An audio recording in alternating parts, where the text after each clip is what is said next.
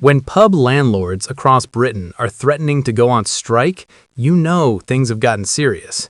And when they're talking about staging 5-minute bell-ringing protests, delaying opening hours, and potentially coordinating a nationwide day of industrial action, you know Rachel Reeves has absolutely destroyed an industry. Pub boss Andy Lennox just told GB News that if Reeves and Starmer don't sit up and listen, this is only going to get bigger. We are pushing into industrial action. There are protest plans for the end of the month.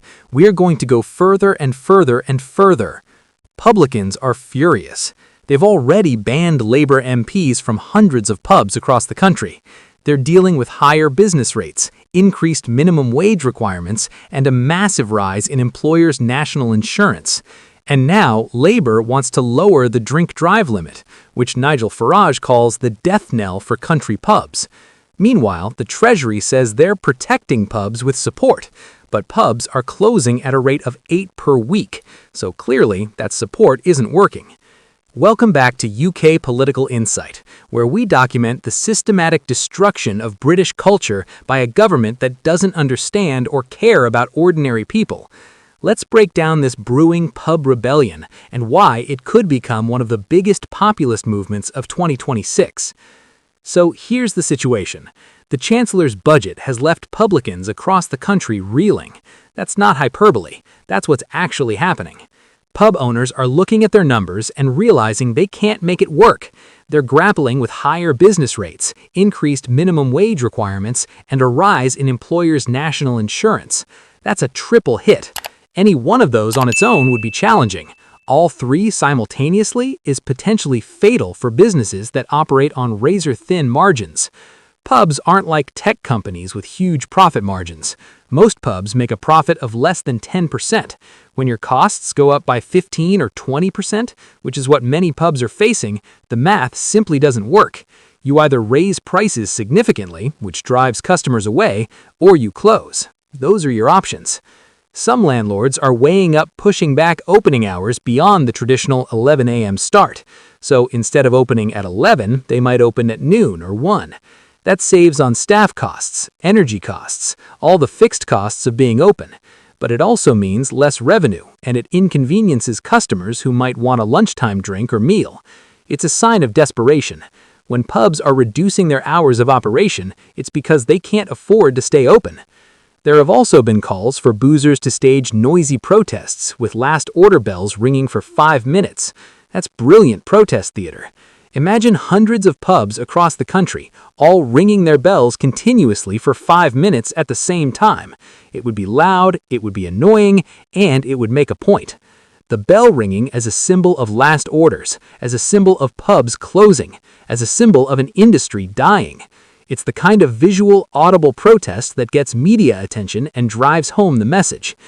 Pub boss Andy Lennox is leading the charge. He told GB News a day of industrial action is coming. Industrial action from pubs? That's extraordinary. Pubs don't strike. Pubs are businesses, not unionized workplaces. But when business owners are so desperate and so angry that they're organizing collective action, that tells you the situation is critical. Lennox says if Rachel Reeves and Keir Starmer don't sit up and listen, this is only going to get bigger. Sit up and listen. That's the demand. Stop ignoring us. Stop treating us like we don't matter. We're telling you this is killing us and you're not listening, so we're going to make you listen. Lennox emphasizes the scale of the industry. We employ 3 million people. We're the third biggest employer in hospitality in the UK, and we generate $60 billion in taxation. That's massive. 3 million jobs. That's not just pub owners, that's bartenders, waitstaff, kitchen staff, cleaners, delivery drivers, brewers, distributors, everyone whose livelihood depends on pubs. And $60 billion in taxation?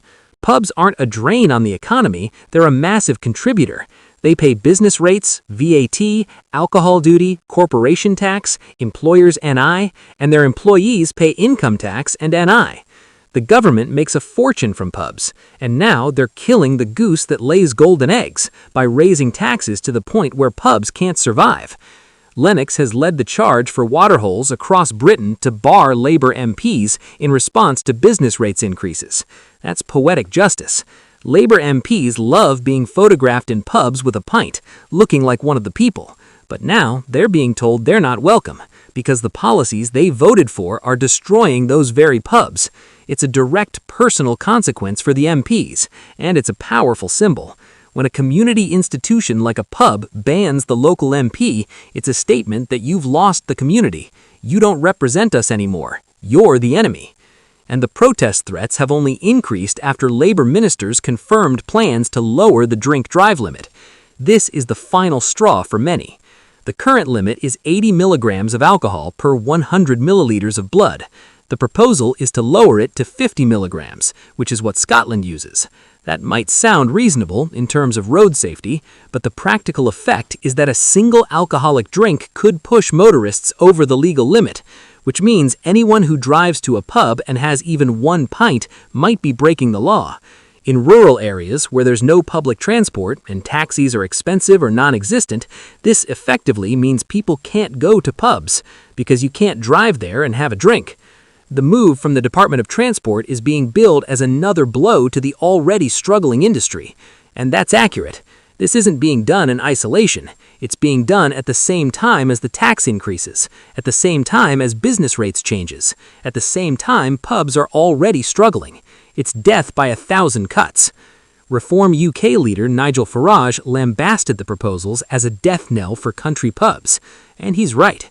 Country pubs, the ones in villages and small towns where everyone drives because there's no other option, will be devastated. Nobody's going to risk their license for a pint, so they'll drink at home instead, or they won't drink at all. Either way, the pub loses. Farage accused Labour of having no connection to how real life works. That's the fundamental problem. The people making these decisions don't live in rural areas. They don't rely on local pubs. They live in cities with public transport and Ubers. They don't understand or care that in much of Britain, if you want to socialize, the pub is the only option. And if you make it illegal to drive there and have a drink, you're killing the social fabric of those communities. In response to the chaos, Kemi has unveiled her party's plans to protect British boozers from extinction. Badenoch wrote in The Telegraph that pubs are being treated by Labour like cash cows to milk, instead of places to protect. Just another group of people to squeeze to fund their pet projects and handouts. That's a powerful frame. Pubs aren't policy problems to be managed or revenue sources to be exploited. They're institutions that need protecting. They're part of British culture and heritage, and Labour is treating them as nothing more than ATMs. Badenoch continues, "Well, the Conservatives have not given up on saving the great British pub. Since we have left office, things have gotten a whole lot harder for them. And so, under my leadership, we are going to be bolder and take radical action to save your local boozer."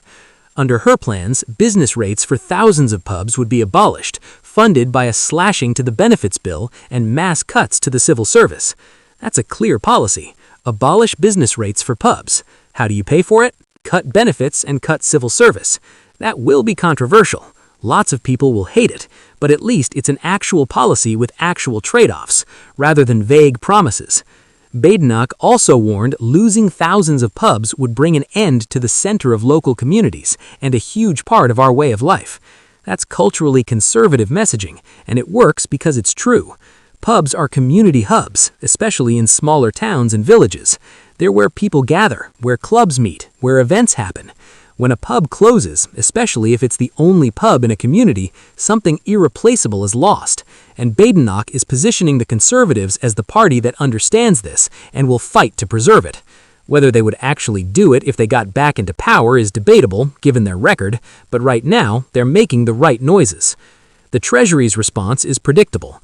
A spokesman said, "We're protecting pubs, restaurants, and cafes with the budget's $4.3 billion support package. Without this support, pubs would face a 45% increase in the total bills they pay next year.